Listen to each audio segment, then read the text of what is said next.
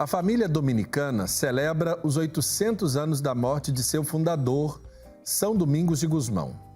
As celebrações irão até janeiro de 2022 com o tema, abre aspas, na mesa com São Domingos, somos convidados a viver na unidade da fé. E para refletirmos sobre este ano jubilar tão importante para a família dominicana, eu recebo de forma remota o prior provincial dominicano aqui do Brasil, Frei José Fernandes Alves, quem eu posso chamar também de um querido amigo. Frei José Fernandes, seja bem-vindo ao programa Pai Eterno. Obrigado, Padre Hélito. Boa tarde a você, boa tarde, abençoada tarde a cada uma daqueles e daquelas que nos acompanham através desse programa. Muito, muito obrigado pela oportunidade de estarmos refletindo um pouquinho. E se me permitir, claro, eu quero só fazer memória de dois mártires importantes que a Igreja Católica celebra hoje. São Lourenço e Frei Tito de Alencar Lima. São Lourenço, espanhol, lá do século III da era cristã, ele foi martirizado, torturado e martirizado. Já Frei Tito de Alencar, a quem eu aproveito para fazer uma homenagem e dedicar, você permitindo, claro, esse nosso programa a Frei Tito de Alencar, que hoje completam 47 anos do seu martírio. E vejam como ele entendia a dedicação de sua vida. Frei Tito de Alencar Lima, cearense, jovem dominicano, ainda estudante, e com 29 anos de idade, ele foi assassinado, suicidado, morto, consequência das torturas da ditadura militar. Assim diz ele em um pequeno poema: quando secar o rio de minha infância, secará toda dor. Quando os regatos límpidos de meu ser secarem, minha alma perderá sua força. Buscarei então pastagens distintas. Irei onde o ódio não tem para repousar, não tem teto para repousar. Ali erguerei uma tenda junto aos bosques. Meu caro, com esse breve poema de Frei Tito, nós iniciamos essa nossa conversa. Aqui eu me sinto assim muito agradecido por essa oportunidade. Nós que agradecemos, Frei Zé Fernandes. E de fato, fazendo memória nesse dia tão importante, é importante também não deixar a história dos nossos mártires passar desapercebido, principalmente no dia de hoje. Nos unimos com a família dominicana para lembrarmos este exemplo tão bonito de Frei Tito. Frei, nós celebramos a festa de São Domingos no último domingo. Começa contando para a gente um pouco, apresentando para quem está em casa, quem foi São Domingos de Gusmão.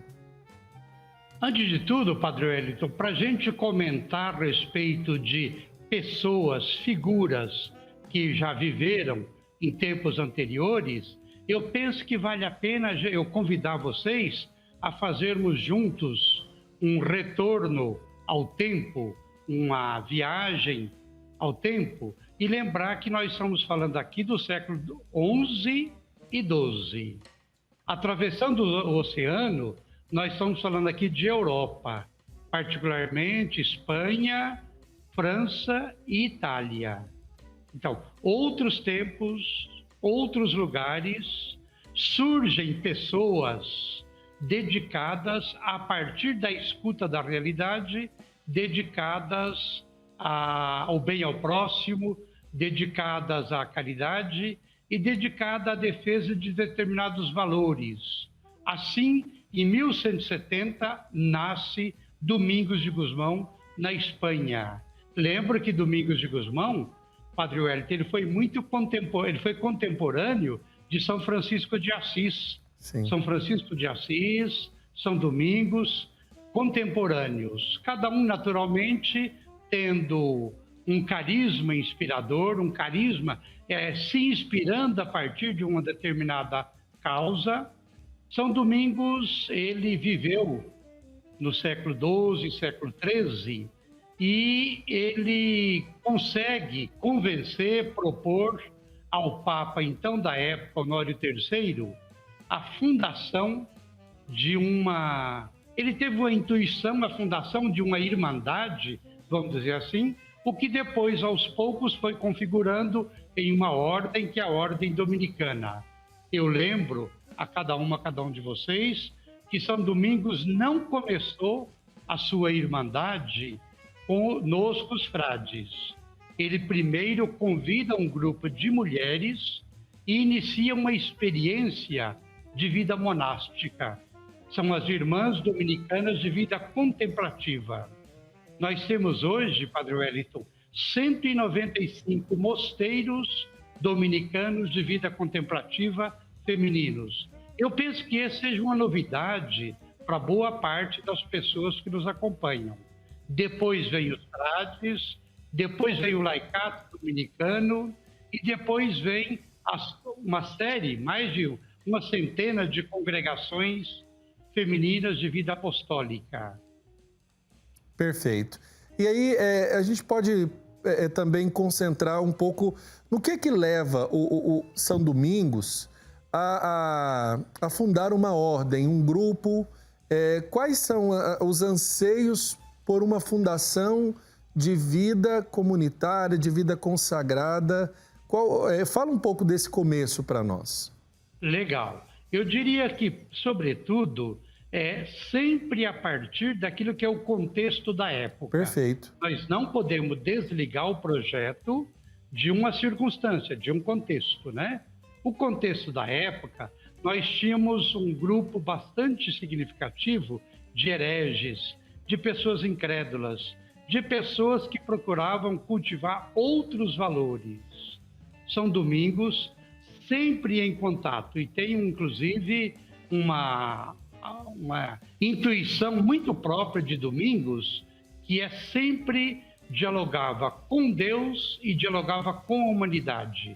Nessa convivência, contato com a humanidade, ele vai e descobre a necessidade de purificação de determinados valores em vista do que hoje nós chamamos da verdade. Então, Domingos, ele propõe um grupo de irmãs para orar, a vida contemplativa, e um grupo de irmãos, chamados frades, que são destinados diretamente para o mundo universitário. Tanto é que o nosso carisma inicia originalmente com o mundo universitário, ou seja, você aprofundar determinados valores a partir do cultivo da palavra de Deus, a partir da compreensão de uma cosmovisão, de uma visão de mundo mais humanizado. Domingos nos desafia a nos organizar como aqueles que são os proponentes de valores e modalidades da construção da verdade. E certo. Domingos, ele intui e insiste muito que nós devemos ser enviados sempre no mínimo de 2 em 2, no mínimo de 2 em 2, ou seja, o protagonismo da evangelização nunca deve ser personalizado, individualizado, sempre como expressão comunitária. Inclusive, assim deve ser os nossos projetos missionários. Deve ser a partir da escuta da realidade, a partir do senso comum criado entre a comunidade, aí você parte para a evangelização. Agora, quando a Ordem Dominicana alcança aqui o nosso Brasil? Nós temos, eu diria assim, 2 capítulos dessa história. Certo. O primeiro deles, não muito oficial, e que precisa ser trabalhado, rediscutido, redescoberto mais, é lá no século XVII, XVIII, quando dois frades dominicanos de Portugal chegam em Salvador, na Bahia. Tanto é verdade que nós temos no século XVIII, em torno de 1730, nós temos já a fundação de uma confraria do Rosário de leigos e leigas dominicanas. Daí para cá tem um salto na história e em 1881 os frades, aí sim, os frades dominicanos, de maneira, digamos assim, oficial, a partir de uma demanda, de uma solicitação da Igreja no Brasil, do então bispo da Diocese de Goiás, que abrangia uma grande parte aí, 1881, os frades dominicanos da França vêm para o Brasil, iniciando a primeira comunidade na cidade de Uberaba, em Minas Gerais. E a partir daí, eles vão se expandindo. E atenção, eu lembro que a origem dos frades dominicanos no Brasil foi o sertão, foi o trabalho junto aos pequenos proprietários rurais, junto, sobretudo, à população indígena na então Ilha do Bananal, na vasta Ilha do Bananal. Tanto é que a segunda comunidade foi na cidade de Goiás, que você conhece. Sim. Aliás, Padre Wellington, eu sei que você me dizia um dia lá em Goiás que você se define como um devoto de São Domingos Isso e de mesmo. Nossa Senhora do Rosário, né? Isso mesmo. Profundo admirador, viu, Frei? Eu me lembro que você falava isso. E os dominicanos se expandem no final do século ainda XIX, da cidade de Goiás para a cidade de Porto Nacional, no então norte de Goiás, para Conceição do Araguaia, no sul do Pará, e depois para a cidade de Formosa, aí no nordeste goiano. E atenção, as realidades, todas elas, realidades sertanejas e indígenas. Depois, muito depois, lá para a década de 40, 50, agora de 1940 e 1950, é que os dominicanos percebem a urgência urbana e aí viram um pouco o foco e vão para São Paulo, vão para as grandes capitais. Certo. Naturalmente, logo após a vinda dos frades dominicanos, praticamente 4, 5 anos depois, vieram as irmãs dominicanas, que junto com os frades, trabalham sobretudo na área da saúde e da educação. Então, essa dimensão missionária em família é característica desde o início da missão dominicana no Brasil. Perfeito. Nós, redentoristas, estamos passando por um trabalho de reestruturação e o que vai enxugar o número de unidades para melhor dimensionarmos o nosso trabalho. Não muito longe, os dominicanos no Brasil também passaram por um processo parecido. Eu queria que o senhor falasse um pouco para a gente como a família dominicana, e claro, aí dando a sua visão daquilo que é o trabalho dos frades e dos demais ramos da família, como ela está organizada e presente no Brasil na atualidade. Ok, nós frades somos procedentes de 3 origens. Primeiro da França, depois da Itália e posteriormente a França 1881, da Itália 1936, de Malta, da ilha de Malta, 1955. Digamos assim, cada origem missionária desses dominicanos formou-se uma entidade própria, uma instituição própria. E só que, naturalmente, como você mesmo disse que vocês, redentoristas, estão vivendo esse processo, nós começamos a perceber que trigo disperso, ele acaba não produzindo bons frutos. Bem como trigo amontoado, diz o próprio Jesus, São Domingos retoma isso, também não dá bons frutos.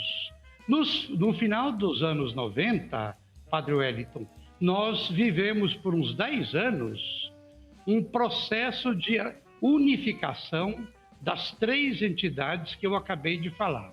Finalmente, em janeiro de 1998, nós nos organizamos em uma assembleia através de uma votação, e aqui eu digo para você que a característica democrática tão ausente na sociedade no mundo de hoje, para nós é uma característica fundamental de nossa originalidade missionária. Então, em conjunto, num esquema bem democrático, nós decidimos, num consenso, nos unificarmos.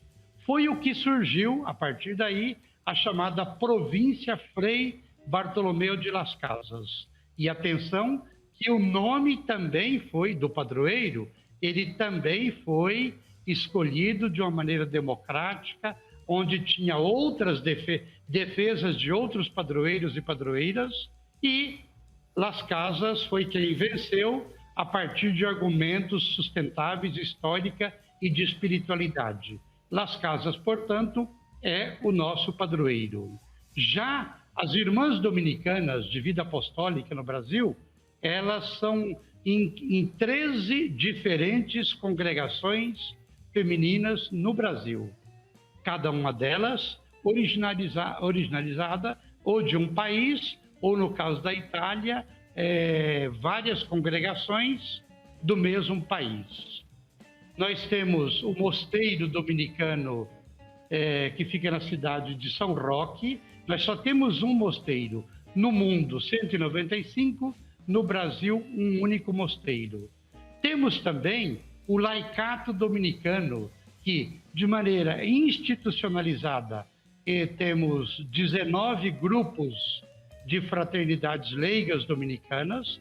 Domingo passado mesmo, houve a instituição de um grupo de leigas e leigos que, depois de 5 anos, aferindo um pouco a convicção do carisma dominicano, na cidade de São Paulo, resolve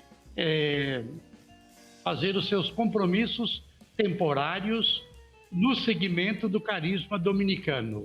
Nós temos também leigos e leigas que se aglutinam por causas evangélicas, causas sociais, como é o caso da Comissão Dominicana de Justiça e Paz do Brasil. É uma entidade que há 30 anos congrega irmãs e irmãos, leigas, leigos, religiosas e nós frades, aqueles e aquelas cujo ministério é mais fundamentado em questões sociais. E eu lembro, Padre Wellington, que a nossa família dominicana, ela está presente em 19 diferentes estados, 18 diferentes estados e o Distrito Federal. É um pouco essa a visão, digamos assim, da família dominicana, seguidora dos Passos de São Domingos, 8 séculos depois da vivência dele.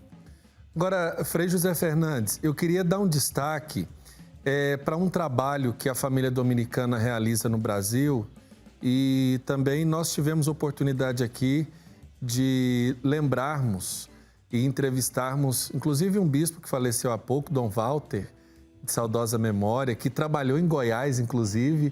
Eu tive a oportunidade de entrevistá-lo aqui no programa Pai Eterno.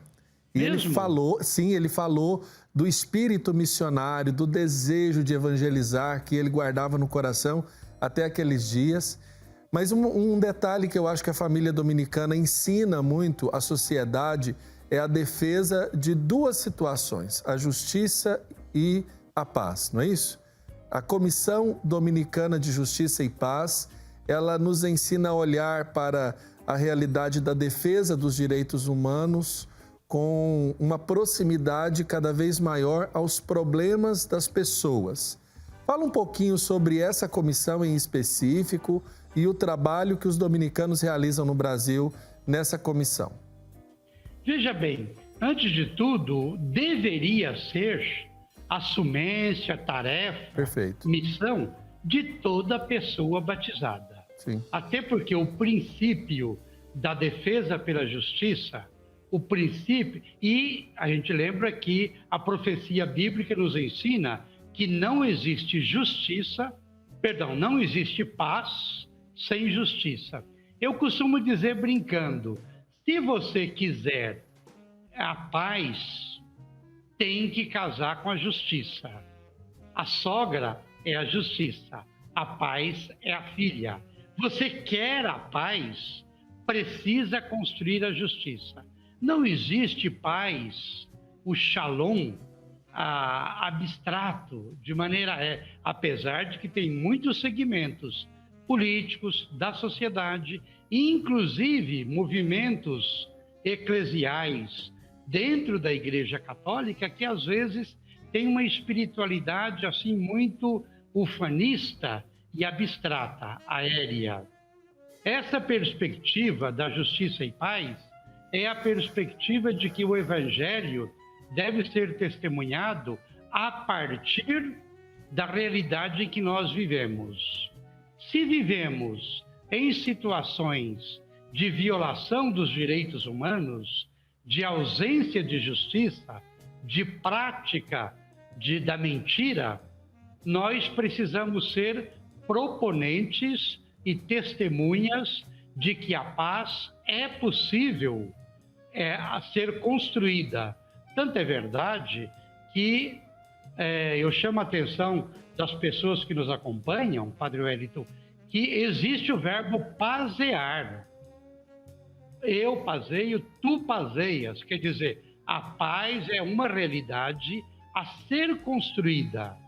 E o verdadeiro construtor da paz é aquele que é parceiro e defensor da justiça, dos direitos humanos.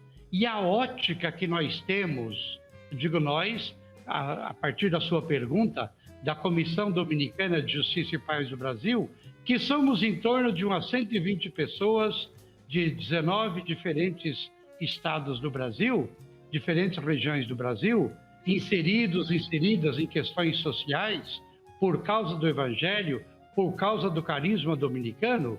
A nossa grande bandeira, além do Evangelho, naturalmente, é Bartolomeu de Las Casas, também um frade dominicano que no século XVI, enquanto espanhol, vem para as ilhas espanholas aqui da América e, em contato com a realidade indígena e de trabalho escravo, ele se questiona: epa, peraí,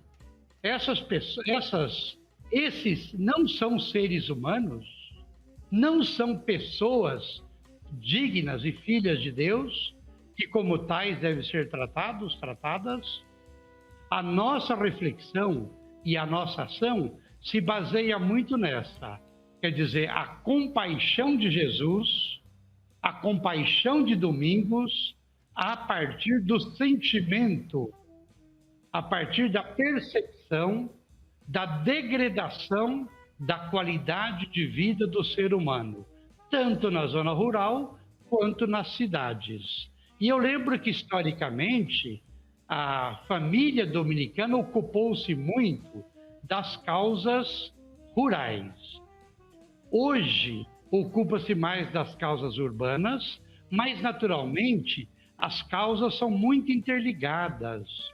Hoje é um processo rural-urbano. O urbano não existe separado do rural e vice-versa, né?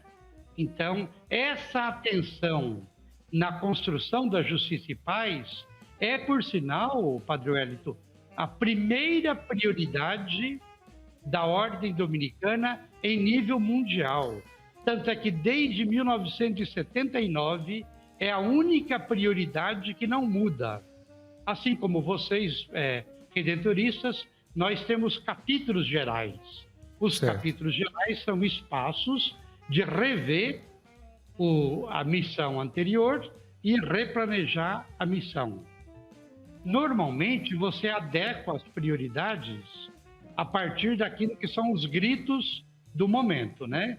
E o Ministério da Justiça e Paz é a única prioridade que, desde 1979, ela sempre esteve presente, baseado a partir daquele documento do Paulo VI, Evangelho Nunciandi, Evangelização para o Mundo Contemporâneo, a partir do documento de Medellín, que foi um pouco a interpretação latino-americana do Concílio Vaticano II, né? É um pouco a raiz, digamos assim, a razão de ser da Comissão Dominicana de Justiça e Paz do Brasil, Perfeito. que é composta composta pelos vários ramos da família dominicana. Agora, nós estamos vivendo este ano jubilar, marcando os 800 anos da morte de São Domingos de Gusmão. Eu acho que a gente pode perguntar o seguinte: Domingos ainda vive na missão dos dominicanos e dominicanas espalhados pelo mundo 800 anos depois? Pergunta instigante, pergunta provocante e que nos questiona também. Ou seja, nós estamos conseguindo sermos fiéis ao carisma fundante da ordem da família dominicana? Isso não é fácil de responder, até porque, ousadia à parte, eu digo o seguinte: é um desafio muito grande, precisamos ter uma criatividade imensa para a gente conseguir. Ora, primeira coisa, Domingos preocupa-se com a tese da defesa da verdade. Queremos uma sociedade mais mentirosa do que a que está hoje? Uma sociedade vivendo à base de fake news e de pós-verdade, então, né? Eu penso que esse é o principal viés da atualidade do nosso carisma hoje. E aí precisamos até nos aferir se nós estamos correspondendo a esse baita desafio, a esse enorme desafio. Para isso precisa ter uma boa formação teológica, uma consistente formação de espiritualidade, uma boa e fundamental, eu diria assim, formação humana, humanitária, e também, por que não dizer, nós precisamos ter uma simplicidade para admitir de que o processo de evangelização não tem lugar para soberba, não tem lugar para o individualismo, não tem lugar para os protagonismos individualistas. Portanto, eu diria, se nós estivermos bem batendo de frente nas pregações, nas missões, com propostas de construção de qualidade de vida, numa economia solidária, numa economia participativa, numa qualidade, numa produção de alimentação com qualidade, sem agrotóxicos, numa qualidade, digamos assim, de cuidado do solo, cuidado das plantas, cuidado da vida, cuidado dos demais seres criados além do ser humano, nós estaremos, sem dúvida nenhuma, atualizando o nosso carisma hoje. Perfeito. Inclusive, fazendo análise de conjuntura para que possamos ser sementes de advertência aos pretensos poderosos e esperança às pessoas empobrecidas de que há sim possibilidades de libertação. Assim como em tempos antigos Deus jamais abandonou o povo, nós precisamos hoje ser mulheres e homens leigas, leigos, a vida contemplativa dominicana, a vida apostólica nossa dominicana, religiosas e frades, precisamos ser sinais de esperança. A sociedade, Padre Wellington, precisa nos ver como mulheres e homens da esperança. Perfeito. Eu sei que isso não é fácil, mas exige muita preparação, formação e presença junto ao povo.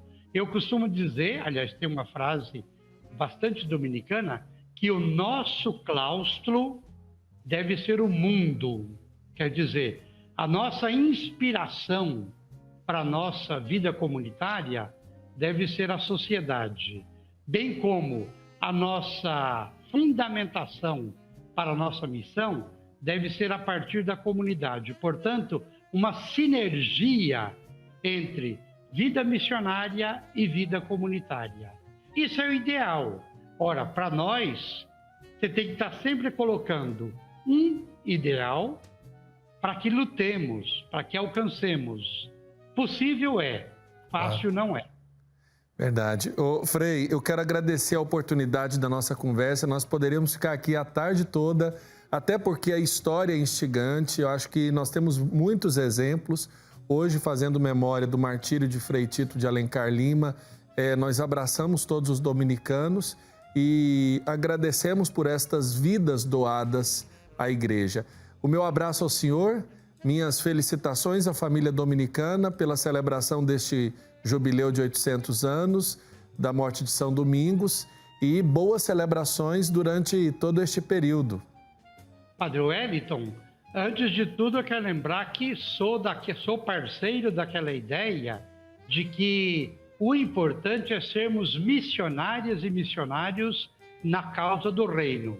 Seja o jovem ou a jovem, de acordo com a descoberta vocacional dele, seja redentorista, seja da família de Santo Afonso de Ligório, seja da família dominicana, seja de seguidor de São Domingos, de São Francisco, cujo santo é contemporâneo, de outros segmentos religiosos, ou do clero diocesano, ou seja um cristão e cristã que a partir do batismo assume a bandeira das causas da construção do reino, são diferentes vocações. Estamos no mês vocacional, no mês de agosto, né? O importante é que cada jovem, cada mãe, cada pai, no mês da família, na semana da família, pudesse perguntar: eu, meu filho, minha filha, ou eu, se eu for um jovem, uma jovem, que resposta eu dou para que eu participe também, para que eu corresponda também a serviço da causa do Evangelho, mas um serviço bem encarnado, bem enraizado. A espiritualidade dominicana, Padre Wellington, é uma espiritualidade da encarnação. Tanto é verdade que os 800 anos do nascimento para a vida eterna de São Domingos, cujo tema é Na Mesa com São Domingos, é um tema que nos convida para a inclusão, que na mesa com São Domingos exista a espiritualidade, a Eucaristia, o pão partilhado e cá entre nós, meu irmão, a vacina hoje para todo mundo. É isso mesmo. Nesse sentido, eu agradeço muito a você por essa oportunidade, por esse espaço e termino dizendo da minha solidariedade a todas as pessoas vitimadas pelo Covid-19. Quantas e quantas pessoas, quantas e quantas famílias estão aí vivendo sofrimentos por falta de políticas públicas que ajuste mais, que responda mais à vacina com mais urgência para todo mundo, né, Padre Wellington? Isso mesmo. Forte abraço, Frei. Um abraço a toda a família dominicana. A você também. Muito obrigado mais uma vez. Bênçãos de Deus para cada um de nós. Amém. Forte abraço ao Frei José Fernandes, ele que é prior provincial dos dominicanos da província do Brasil e, é claro, um dos membros desta grande família que está presente em nosso país, dando um testemunho muito bonito de defesa da vida, da justiça e da paz.